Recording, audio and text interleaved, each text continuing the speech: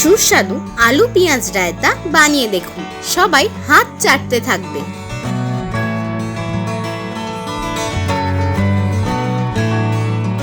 আসুন দেখে নেওয়া যাক আলু পেঁয়াজ রায়তা বানাতে কি কি লাগছে।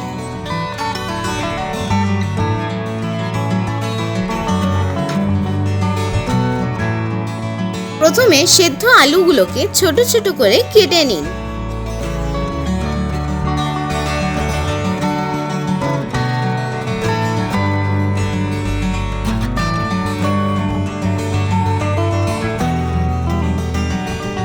বাটিতে টক দই নিয়ে স্বাদমতো নুন, লঙ্কা গুঁড়ো দিয়ে ভালো করে ফেটিয়ে নিন।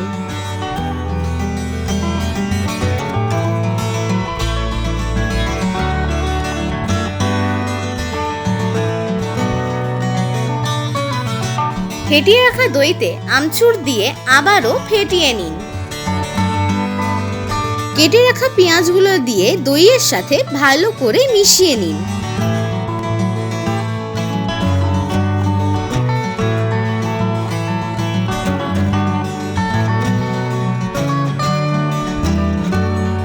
কেটে রাখা সিদ্ধ আলুগুলো দিয়ে আবারও নেড়ে নিন।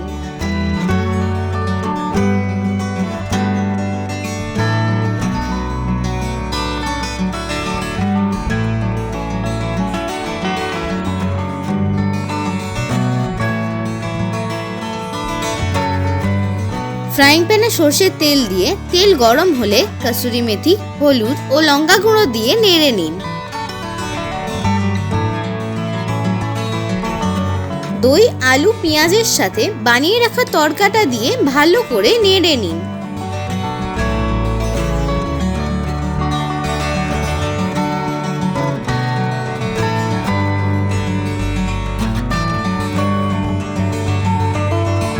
ধনেপাতা ছড়িয়ে আবারও ভালো করে নেড়ে নিন।